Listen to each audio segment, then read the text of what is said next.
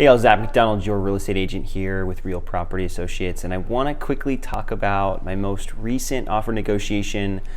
It was last night, so pretty fresh on the brain here. This one was a bummer.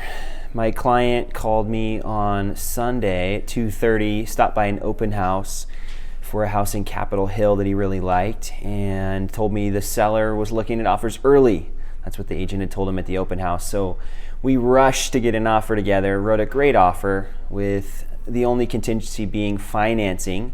And at this point, price point, it was $1.25 million was the asking price, and we were well over $1.35 million on our escalation clause. The agent even called back and gave a last call. That's sometimes typical when there are multiple offers that are pretty close. Listing agent will call back and say, hey, we've got a couple offers that are close. Let me know if you want to make any changes. So we actually ended up offering $1.38 million and got beat. There was another offer that decided to go even a little bit higher. And after talking to the listing agent, the biggest reason we didn't get the house was not actually the price, it was because of our appraisal contingency.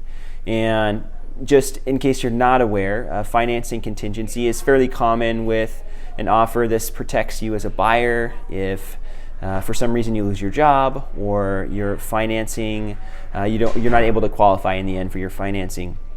The biggest part here and the most common area where financing fails is actually the appraisal part, where in our market here in Seattle, if you're paying 10-15% over the asking price, sometimes that appraisal doesn't come in at the value that the purchase price is, so you're having to renegotiate over the price later on in the process. So sellers prefer typically to either have no financing contingency or some kind of a increased down payment offer or no appraisal contingency at all in that process. So maybe a financing contingency without an appraisal contingency.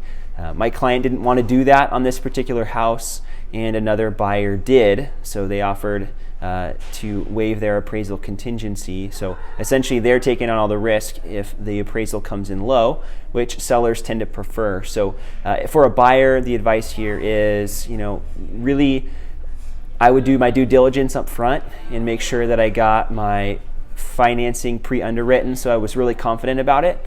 And if you can, and this really comes down to your comfort level, you're going to want to potentially either waive financing or offer some kind of an increased down payment if you want to be competitive.